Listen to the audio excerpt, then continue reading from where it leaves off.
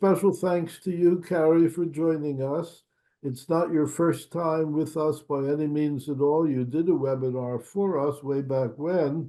You're also a regular participant in the discussions of our webinars, so it's great to have you join us today. I can hardly think of a subject more pertinent, more topical, more timely than the one you'll be addressing. Not all of us tuning in work at campuses, but many do, and even those who don't are certainly aware that campuses all over the place have really been in chaos, in crisis even, over the last period of time. It's a difficult, complex, tough situation. Among other things, it brings to the fore questions of hate speech and academic freedom. And in that regard, I'm pleased to hold up a book, Cary's latest, on this very subject, which has just appeared. Cary Nelson is one of the most active and certainly one of the most prolific authors on these subjects. He's written many, many books, many, many articles. He's as well informed and as insightful as they come. The most recent article of his that I've read is called The Columbia University Encampment, Joseph Mossad and the Future of Campus Anti-Semitism. It appeared with Perilous, well worth reading by all means. Cary, in that piece, you talk at some length about this one particular Professor Mossad, but you go well beyond them as well. And at one point to 170 Columbia faculty members who shortly after October 7th signed an open letter about what took place. It's a disgraceful letter, really, but 170 faculty members signed it. And you comment as follows on that. The 170 Columbia faculty have articulated a permanent Jewish exception to all standards for human conduct.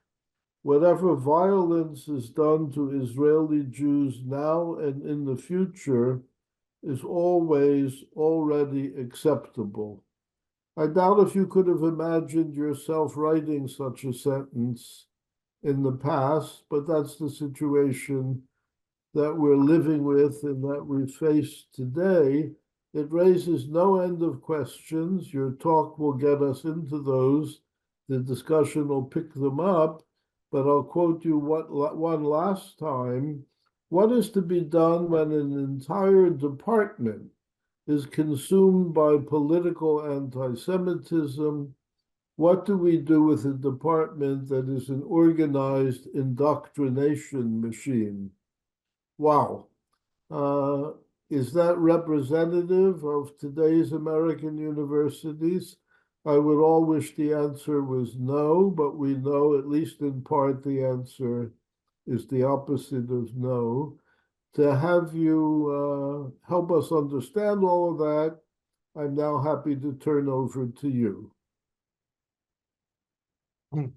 Thanks so much to both of you. I think that, like me, Gunther and Alvin no longer feel like colleagues. They're more like family members, and especially those of us who've been following these webinars for a long time now. There's quite an awesome list of them that they've been done, and they're a part of our intellectual and indeed our social lives at this point. So I think it's a wonderful project that's been ongoing so effectively.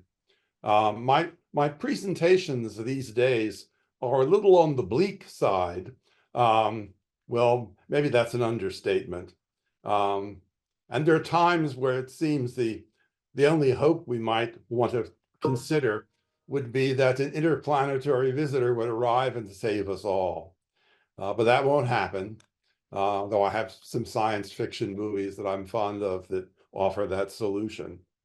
So I will try, after laying out what I think the challenges are, to briefly suggest some solutions, many of which I deal with in much more detail in my book. When I finished the book last summer, I thought that it'd be very hard to get people to entertain some of the suggestions I was making, such as how to deal with departments that have become literally indoctrination machines. I thought people would just consider those kinds of suggestions outrageous. Now, I'm afraid they may be more ready to think about them. So let's begin with some uncomfortable facts. We confront what amounts to an anti-Semitic rupture in our assumptions about Israeli security and the reliability of Israeli intelligence estimates. But also we confront a rupture in our sense of the probable limits of unchecked human violence. Because that's part of what we confronted in October 7th, a level of malice brought down to individual assaults that I think we just didn't imagine. The status of Jews in the diaspora is now very much in question. And in some ways, the very future of a Jewish homeland is now a question mark. To say nothing of our uncertainties and shock at the depth of incipient anti-Semitism hiding in our own backyards. Since October 7th was all these things and more, it's not surprising that some have simply retreated into the past. It's not uncommon to encounter Jews testing their confidence in prognostication. This too shall pass. We shall return to a normal level of hatred and malice. Of course, normality in the US was already categorically disrupted by the Pittsburgh and Poway murders. Expectations were already intermittently on edge, poised for something equivalent or worse. Meanwhile, heightened anxiety has to be grounded in impossible knowledge. Hamas's conduct on 10/7 was fundamentally impossible to understand. The intricate, obscene, intimate brutality, sustained for hours, cannot really be registered in detail. It resembles an endless horror movie more than a series of believable crimes. So we retreat, if not into denial, but into non-recognition. I, at least, cannot remain face to face with the carnage of that day, and yet we must try, because the intolerable facts of the massacre are now compounded by the determination of Hamas apologists on my campus and elsewhere to deny the reality of what took place, despite the substantial photographic documentation disseminated by the terrorists themselves. I thus feel a moral responsibility to approximate at least a glimpse of what the victims experienced, though again, it's almost impossible.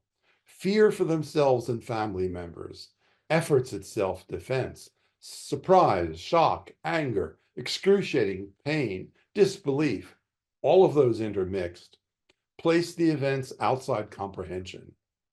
And these descriptive categories that I've just offered are themselves too familiar, too cliched to be adequate. Nor are the range of personal experiences interchangeable. A Jewish family under attack in its safe room, 20 Israelis crowded into a roadside shelter, a lightly armed kibbutz defender trying to block access by a murder squad and about to be overwhelmed.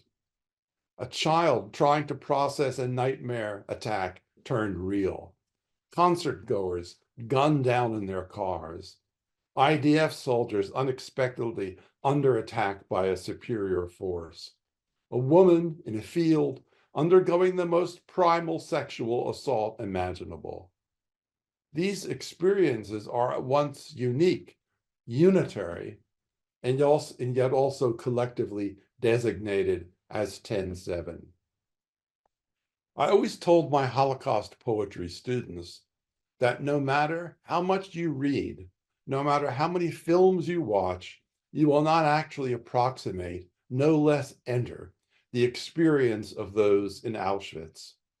And if you could, believing that you were in a nightmare world from which the only release would be death, you wouldn't choose to enter that world. Well, I don't think the inner world of the Hamas terrorists of 10/7 is approachable either.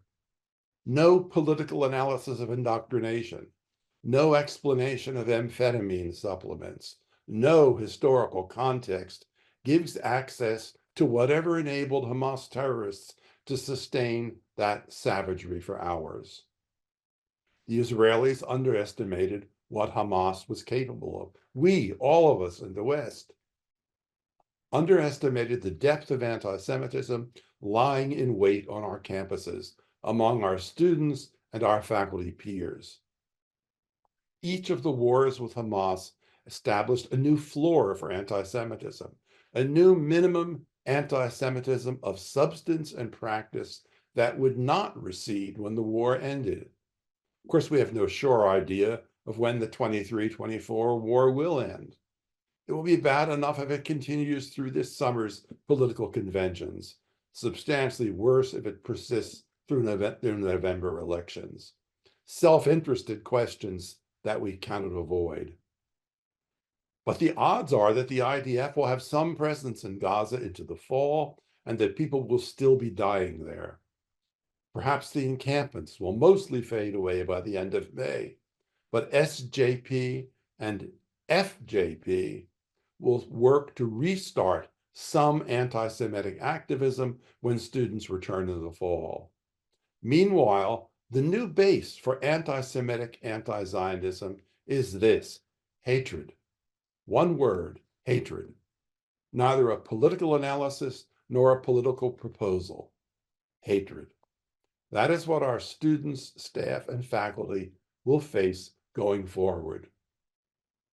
With hatred replacing politics at center stage, we are entering a new, intensified, long-term phase of campus conflict. It's grounded in the recognized psychology of othering and the casting out of an enemy group.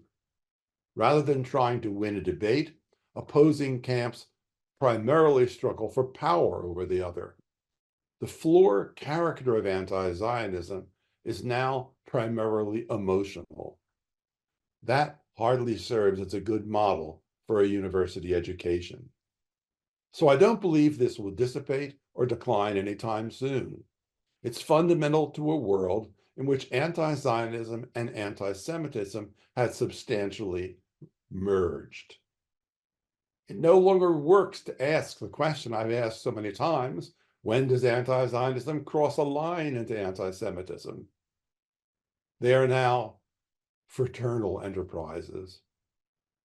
Post 10/7, for example, hatred for Israel no longer has to be justified or rationalized on campus. The belief that all Jews are complicit in Israel's purported crimes will be commonplace in anti-Zionist advocacy moving forward. Jews who want to fit in with progressive groups will be required to condemn their own national heritage and millennia of ancestral ties to Israel. They will have to learn a partial self-hatred as the entry card to progressive campus activism. Now, the hate that flooded across American campuses within hours of the Hamas assault would not have been possible had it not been waiting in reserve. Without the assumption that it was waiting in reserve, it's difficult to explain the counterintuitive phenomenon of an unprecedented assault on Israelis, prompting a surge of anti-Semitism. What? How can that be? Hatred for victims of merciless, inhumane violence is not something we expect. For the campus left, that reaction may have been facilitated by a very specific outrage. Outrage that Israelis, the left's official oppressor group worldwide, were suddenly positioned as victims. Pure hatred helps deny that transformation. The October program was a personal affront for some on the left. It falsified Israelis, turning them into something anti-Zionists certainly know they are not: victims. Just as we did not imagine Hamas to be militarily capable of organizing and carrying out the October assault, or even of harboring sufficient hatred to fuel face-to-face butchery and rape, we did not understand the depth of latent anti-Israel passion in our own students and colleagues. Now that it has found expression, it will not soon pass. That means that students, faculty, and staff whose affinity for Israel partly shapes their identities are going to face increased pressure to disavow the relationship, essentially breaking with themselves. Most undergraduates are at a vulnerable age when they're in the process of identity formation and consolidation. Zionist students in anti-Semitic campus settings will suffer assaults, therefore, on their emerging identities. Indeed, with identity politics now dominating many campus disputes, we need to realize that assaulting Jewish student identities during their vulnerable, impressionable years is a primary goal for Israel's opponents. In a way, it really replaces political disagreements over Israeli policies. Virulent attacks on Israel now serve, at the very least, simultaneously as attacks on the Jews in the room. Students in programs with majority Zionist faculty and student membership may be able to withstand these psychological assaults, but many others will find the level of psychological safety necessary to do their work difficult or impossible to sustain. Universities are not in the business of providing intellectual safety. Intellectual challenges are essential to education, and they are protected by academic freedom. But a sense of psychological safety is necessary if students are to believe they can express their views and debate those strengths and weaknesses without being personally denounced or discriminated against. There's considerable research about the importance of psychological safety. I have an article on it forthcoming this summer, but many faculty members are unfamiliar with the concept, and they'll persist in willfully ignoring the distinction between intellectual safety versus psychological safety. The new campus hatred persuades students and faculty that discrimination against Zionists is morally virtuous.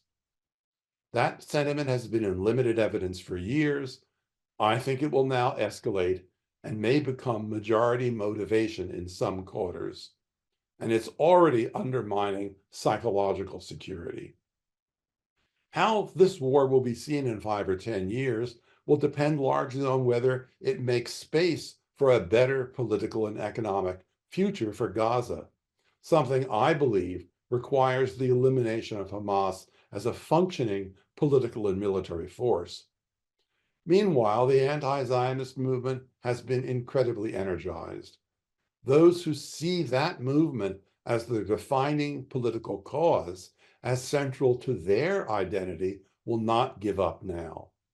Christianity historically defined itself in opposition to Judaism.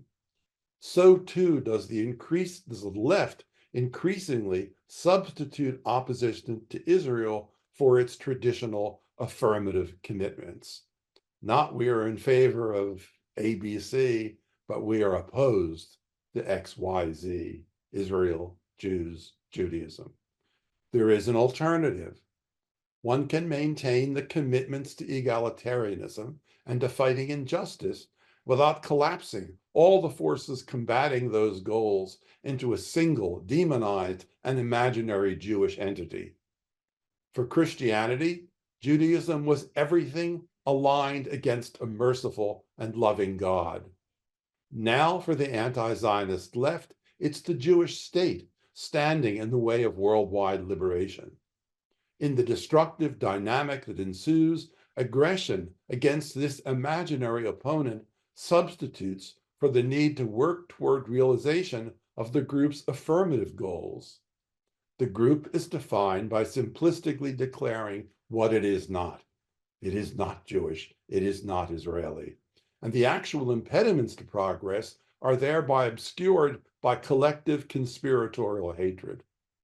As Mitchell Cohen observed in the wake of the pogrom, it was always possible to advocate for left-wing ideas like social and economic egalitarianism without making excuses for murderers who declare themselves to be liberators.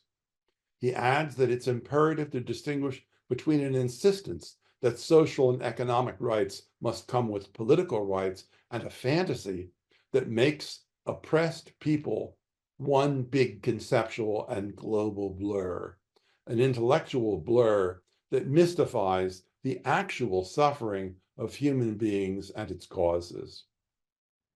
That dynamic has not only further hardened in place, but actually worsened after each conflict with Hamas. Each of Israel's wars with Hamas has been met with a significant escalation of campus anti-Zionist rhetoric, and sometimes with new and more aggressive actions as well. Among the four previous major hostilities between Israel and Hamas, 2008 to 9, 2012, 2014, and 2021, the year after the 2012 war, we saw our first academic disciplines declare war on Israeli universities, with American Studies and other associations for the first time endorsing the movement to boycott. These actions gained credibility for the campus-based boycott movement. The disciplines that turn against Israel help empower campus action. The year after 2014 saw additional disciplines, including women's studies, join the trend, while others continued pitched rhetorical battles among the competing constituencies in the field.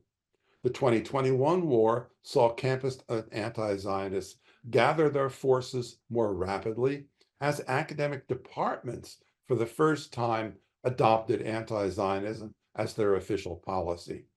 After the 2021 war, it became increasingly common for Zionists to be denied membership in progressive student groups. In 2023 and 24, we saw anti-Semitism drop its mask of anti-Zionism, with Jew hatred and Israel hatred becoming clearly interchangeable.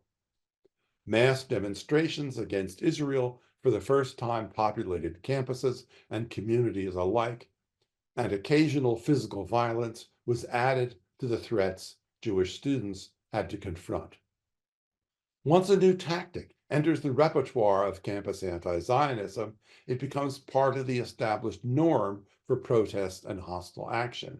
Once departmental statements were used for the first time in 2021, they began to drive departmental practices, while also laying in wait for their expanded use when the occasion arose. Predictably then, we've seen many more such statements in 2023 and 2024, with more departments and more disciplines joining in. Anti-Zionist rhetoric and accusation can take a different route, spreading gradually over a period of years, then exploding in use in response to new circumstances. Accusation of Israeli apartheid increased gradually over many years until they received the boost from 2021 and 2022 reports by Human Rights Watch and Amnesty International. Appearing in the wake of the 2021 war, these reports helped fuel a decisive normalization of the apartheid accusation. Despite the fact that Palestinians serve as lawmakers in the Israeli parliament, as judges, doctors, and teachers, serving as well in the IDF. Accusations of Israeli genocide against Palestinians became gradually more common until they became omnipresent in response to Hamas's flawed casualty numbers over the last 8 months. So I've found that each war with Hamas establishes a new, more aggressive floor for anti-Zionism. So we have to ask, what new floor do we face in 2024 and beyond? The aggressive mass disruption of Zionist events has now become apparently normalized. Participants are more willing to abridge academic freedom. Small-scale violence and the threat of something more have increased. On many campuses, administrative cowardice means that sanctions for such actions remain out of reach. Columbia University banned Students for Justice in Palestine, then turned the other way when the group continued to organize illegal demonstrations. Administrators like to take strong moral and political stands, as they did with the George Floyd murder, when and only when everyone agrees with them. Not so much when campus opinion is polarized and responsible action requires courage and will come with political conflict at a personal price. Meanwhile, the chants continue, with new variations introduced to demonstrate the irrepressible creativity of the participants. On the Columbia campus, they called out, "There is only one solution, Intifada revolution. Disclose, divest, we will not stop, we will not rest. Oh, Al-Qassam, you make us proud.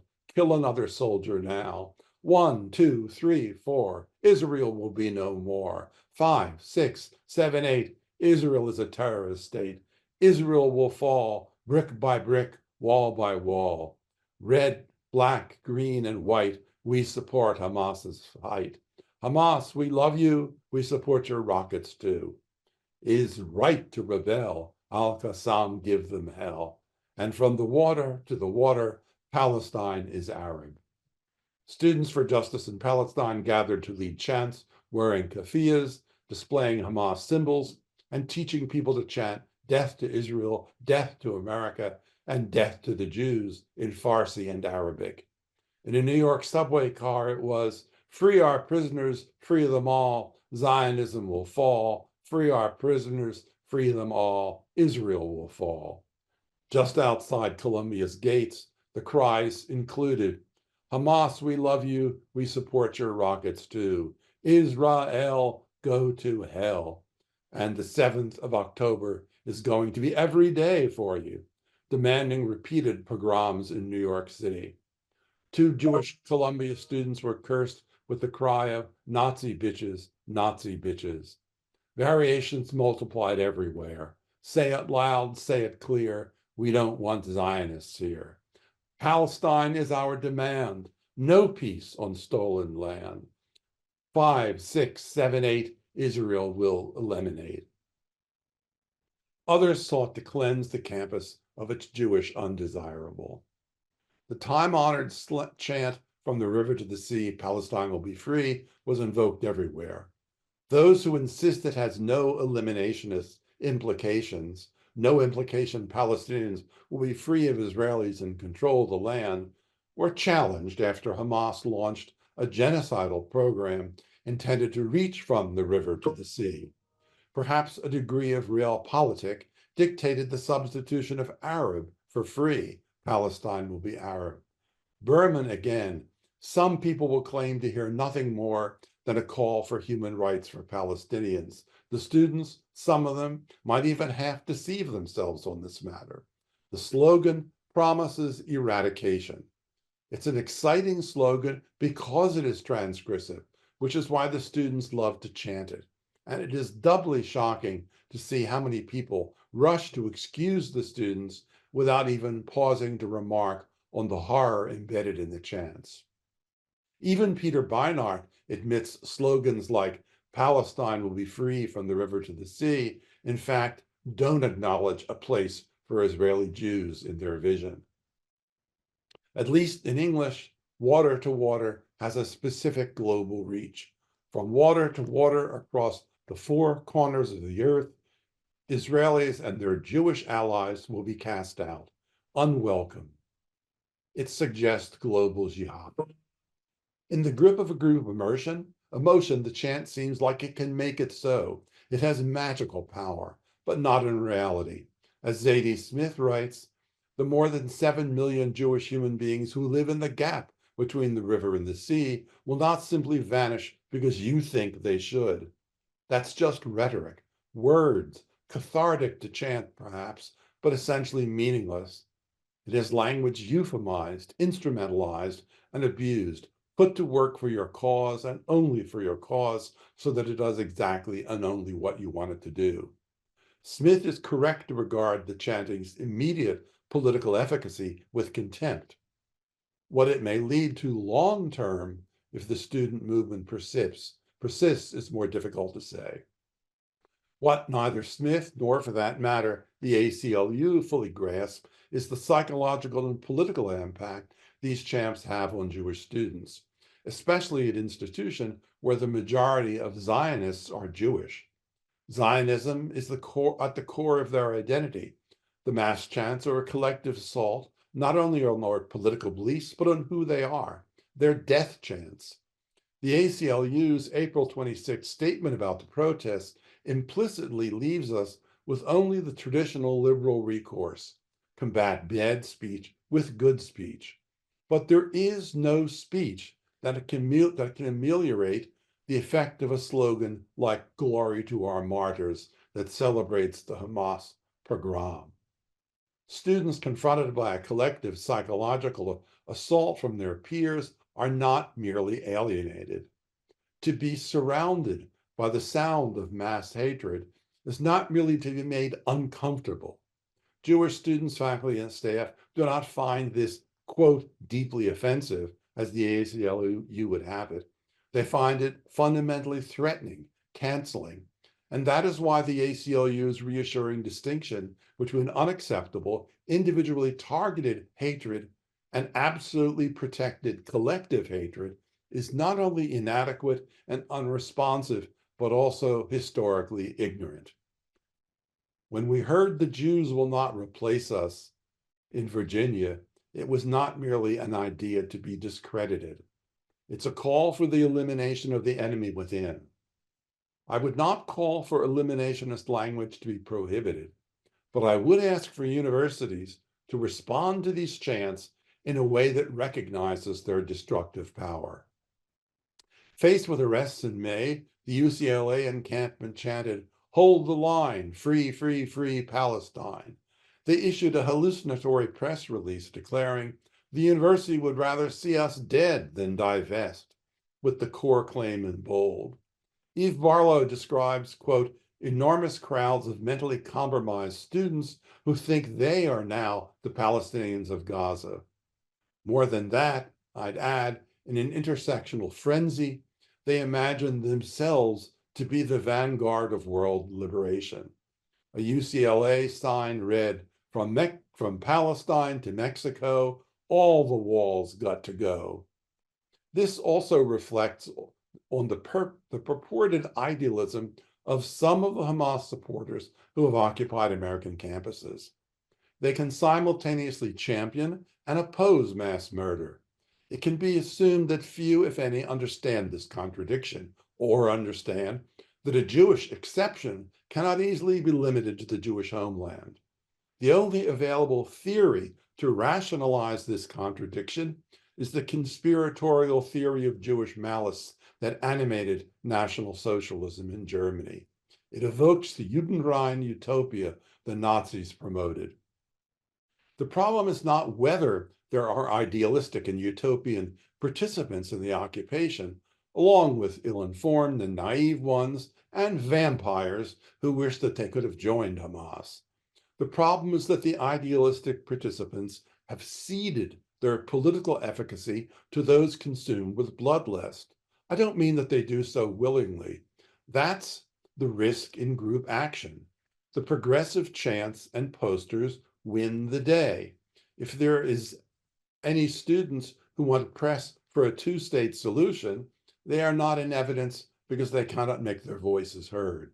The chants, the posters, the anti-Zionist harangues are the face of the occupations. The need for a counter-educational agenda to address this irrational conflation of mass violence and Enlightenment values could hardly be greater. It's not the only challenge higher education faces, but it is the central one. It requires a large collective commitment to a long-term educational project. People who participate in mass actions have to realize that their internal personal reservations and qualifications are politically irrelevant. The people acting at the forefront of the action represent the group as a whole, whether you like it or not. Of course, there are wide differences of knowledge, understanding, background, and intent among the students and faculty participating. But if those differences remain unexpressed, or they're subject to marginalization or erasure, they have no purchase on events. Everyone needs to make a decision about whether they are comfortable with being absorbed into and represented by the group actions. Characterizations of individuals' identities by non-participants are based on the group's actions. Similarly, if you have a local SJP or FJP chapter, its members will be identified with the national policies. I'd be like to be proven wrong, but I think campus environments may have taken a long-term turn for the worse. Why? Quickly, 13 reasons why it's taken a turn for the worse. 1, because the arguments against the war in Gaza have substantially advanced the delegitimization of Israel for some students and faculty. By definition, categorical delegitimization is not a passing condition. 2, because international media have mounted a more severe critique of Israeli conduct of the war than we have seen before, and they've reached an unprecedented consensus. It's a humanitarian disaster. 3, because the connections some Jews themselves feel with Israel have been frayed or disavowed. 4, because disciplinary and departmental anti-Zionism will empower increasingly anti-Zionist teaching and publication. 5, because administrators seeing a polarized campus will not risk the controversy entailed by a full press effort to defeat anti-Semitism. 6, because we confront more aggressive student protests than we have seen before. 7, because we have a new national faculty organization, Faculty for Justice in Palestine, devoted to anti-Semitic anti-Zionism. 8, because faculty fear of speaking out against anti-Semitism has escalated in tandem with recognition that speaking out is more necessary than ever. 9, because an unprecedented ad hoc wave of individually initiated boycotts by Israeli faculty is underway and unlikely to cease. 10, because Zionism has lost the war of public opinion. 11, because the Netanyahu government stands in the way of the defense of Israel in the diaspora. 12, because the mounting photographic record of death and destruction and warnings of starvation in Gaza has overwhelmed Israel's valid reasons for fighting and undermined faith in the IDF standard. 13, finally, we cannot dismiss the troubling possibility that these forces have re-energized the historical hatred of the Jews that is simmered beneath the illusion of our more enlightened contemporaneity for decades. So what can be done? I'm appalled that the SJP and FJP chapters offer organized voices for anti-Zionist students and faculty, often with no competing groups for Zionist students and faculty. Bagel breakfasts at the local Hillel will not suffice. Indiana and Illinois both have organized such groups for our multiple campuses. If the only organized voices are anti-Semitic or anti-Zionist ones, administrators will fear and listen only to those voices. Organized groups that believe Jews have a right to political self-determination in their ancient homeland should make it a priority to get their campuses to adopt the IRA definition of anti-Semitism, not as a disciplinary or speech code, but as a guide to education. Mandatory anti-Semitism training should be instituted for all faculty and staff. Subject matter experts in anti-Semitism, not DEI antagonists, should design that campus training. Procedures and oversight should be put in place to make sure that degraded academic programs do not hire or grant tenure to racists or anti-Semites. Departments that have become virtual indoctrination machines should have their authority to make personnel decisions removed. We should overturn the AAUP's irrational and professionally irresponsible insistence that racist or anti-Semitic social media posts should be protected from professional scrutiny and professional consequences. I discuss all these recommendations in detail in my book. The overall point is that the situation is bleak, but not hopeless. But we face well-organized and well-financed opponents. We do so in an underfinanced and fractured constituency. When the Jewish Federations of North America canceled its investment in the faculty a few years ago, it left us high and dry in our efforts to fight the BDS imperative and faculty associations. The federations, astonishingly, could not process the news that faculty members teach their children. Now we face much more hostile opponents, with our only weapons really being ourselves. But our menu of options for action is not lacking, and their potential impact is considerable. We will have to accept the fact that the universe of mutually competitive, pro-Israeli NGOs may not come to our aid. We must self-organize and self-fund. But if we do so, we can build enough solidarity to help some of our colleagues overcome their fear of retribution and their fear of social isolation, which together press them to silence. Fear is our opponent's greatest weapon, but it is a weapon that we have the power to defeat ourselves. Thank you very much.